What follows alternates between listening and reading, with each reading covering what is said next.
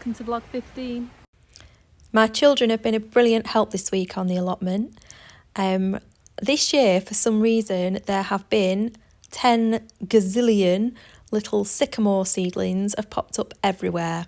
They're everywhere at home, they're everywhere at the allotment, and we're literally taking them out by the potful. So one of my daughters really kindly went round and was picking out loads and loads of those. Obviously at this stage they're really tiny and easy to pull out, but if we leave it even a few more weeks, once they get rooted they'll be a nightmare. So that's top of the agenda at the moment, is getting those out. My other children were being really super helpful as well. They were barrowing lots of manure to try and get these Daleks filled up. As I've said before, we're really lucky that on our allotment we get manure delivered from the local stables. So you can see the steam coming off here actually as he's shoveling it in. So I'm filling these up, and as I've said, I'm hoping that will create lots of lovely compost for next year, and I'm going to grow some squash in the top of them just by putting some compost on top of the manure. The squash plants like really, really rich ground to grow in, so this will be hopefully a really good way of using the space and making more compost. Luckily, I have had this brilliant compost donated to me from Rocket Grow, and that's what I'm using here. I'm using their mulch, magic mulch, to cover this bed. As you can see, I've put some cardboard down because I used the no-dig method.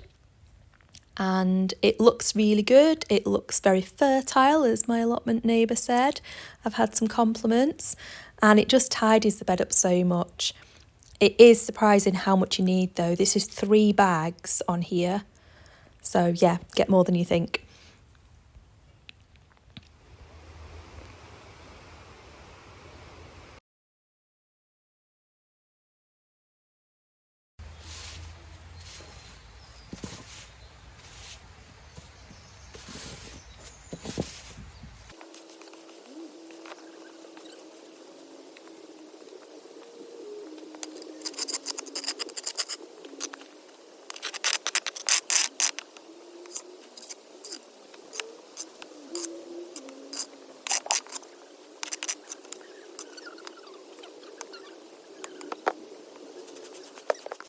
So the jelly ear mushroom is still growing really strongly on the compost heap.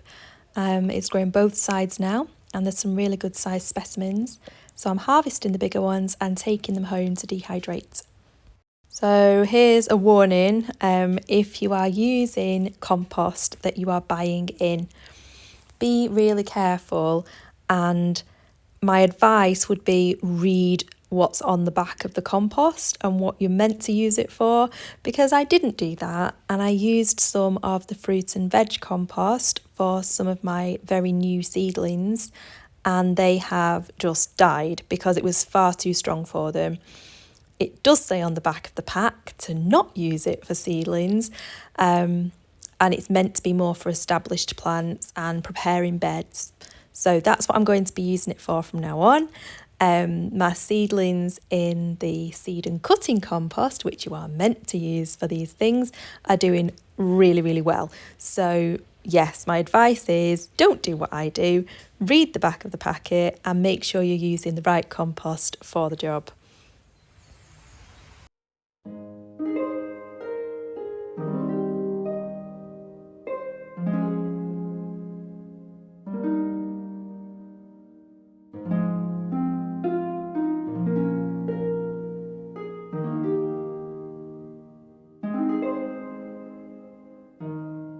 Over the winter, my plot does get really, really wet.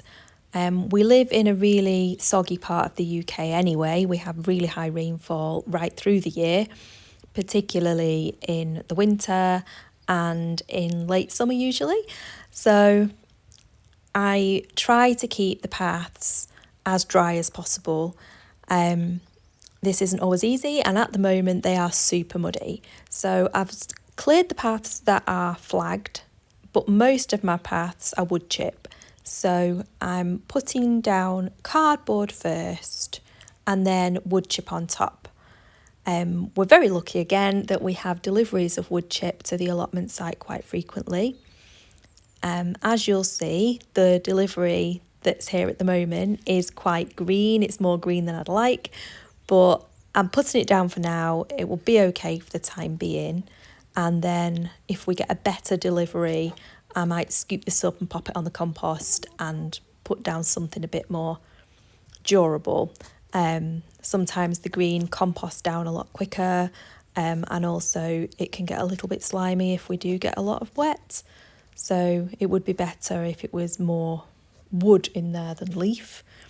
But as I say, it'll do the job for now, and it'll save me keep slipping on these paths, which have gone really, really squishy. Sometimes I do scoop up the old wood chip and put that on the compost heap as well before I put this cardboard down. But I did that last year, and what's left this year, it's still got a little bit of substance to it, and there's not a great deal down there. It's not really a thick layer, so I'm not going to bother with that this year. I'm just going to lay straight on top.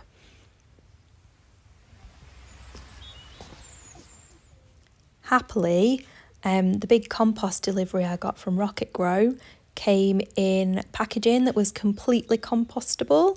So, well, the box is on the outside anyway. So it has, biodegradable tape, and it was all just paper and cardboard. So that's been brilliant because I've now got all these boxes to use up, which I've used a couple on my beds, but most of them I'm going to be using for these pathways. I'm always a little bit tempted to take out some of the paths on my plot and just have bigger beds. Every year I think that's what I'll do. I'll make 2 beds into one and just remove a path. And every year I don't get round to it. And then once I start planting, I think, I'll have to leave that till next year. Maybe one year I'll get round to it. There's pros and cons to both. Having really big beds would allow me to maximise the growing space, obviously, by removing the paths. But it also would mean that I wouldn't have the kind of designated areas for different crops. At the moment, all the beds that go around the edge of my plot, apart from 2, are all perennial vegetables. I think they're all, as far as I can remember, they're all perennial things. So things like the fruit bushes, some of the tubers, they're all around the edge. So I like that separation because obviously the perennials don't need me to be, removing plants and replacing plants. Whereas the annual beds, which I have more in the middle, they are the ones that I want to remove the plants completely from, relay mulch, and do all of that kind of thing each year and sow into. So I like to have that difference between the 2 beds, and the paths work for that, and the different beds work for that. But there are 6 of us in the family, so some things like, parsnips and leeks and potatoes and beetroot, we could eat an awful lot more of that if we could grow more of it. And so rather than just have 1 or 2 little rows or 1 or 2 little patches of things, sometimes I think it'd be nice to have great big long rows and great big long beds of them. But yeah, I guess you can't have everything. So this works for me at the moment, and I just keep adapting it a little bit each year as we go along.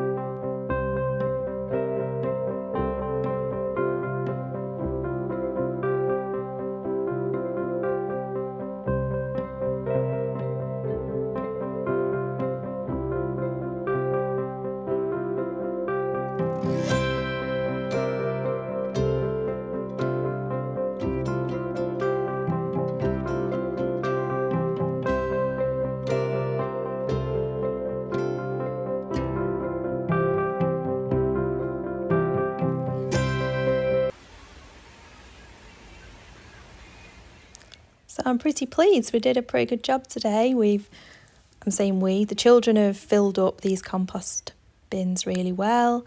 I've got things mulched. We've got loads of the little sycamore trees pulled up, and I've got these pathways at the back all mulched with the wood chip. So yeah, going okay.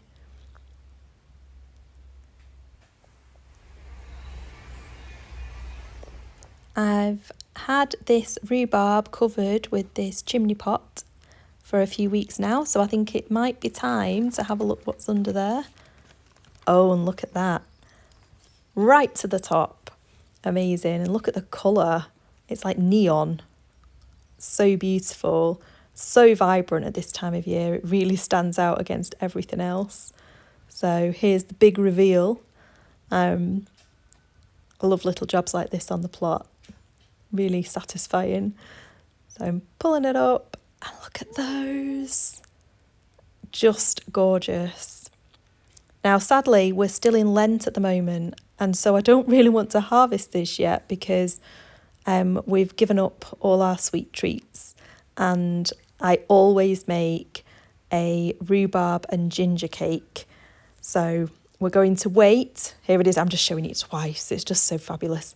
We're just going to wait. I'm going to leave it uncovered because I don't really mind if it goes a little bit kind of less tender, less pink, and we're going to use that in a few weeks. I don't want to leave the cover on because I'm a bit worried it might not be very happy if it hits the top and it can't go anywhere else. And also sometimes I get a bit of slug damage when I've done that before. So I'm going to leave it exposed, and hopefully in a couple of weeks at Easter we'll have a beautiful rhubarb and ginger cake. Okay, this is my raspberry, and I'm going to put some primroses there. And these are my succulents, and these are my daffodils, and then my big poppies, and then I'll just put some other like dahlias or something in there. Sounds useful. Mm-hmm.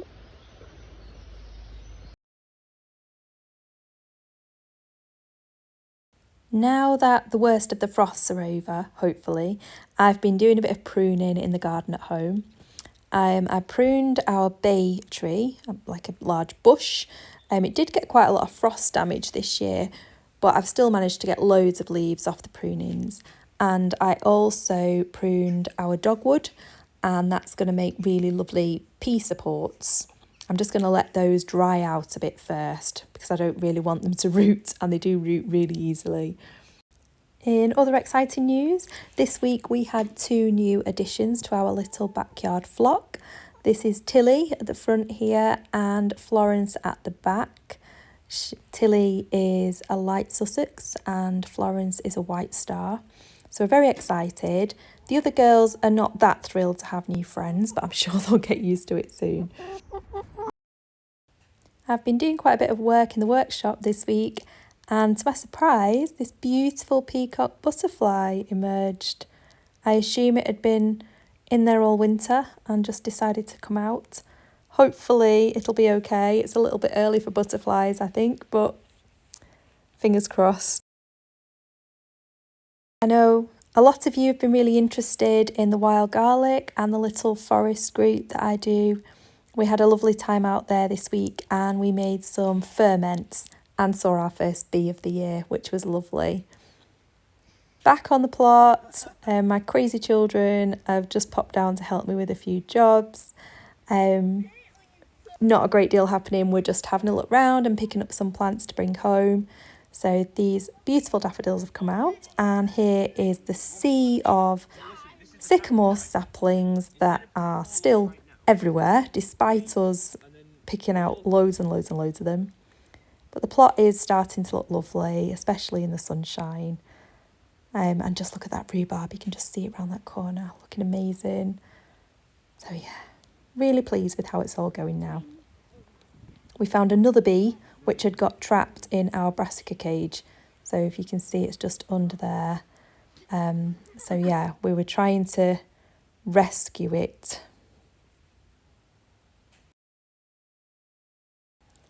And it came out. I'm not entirely sure how pleased it was to be rescued, especially when I accidentally dropped it.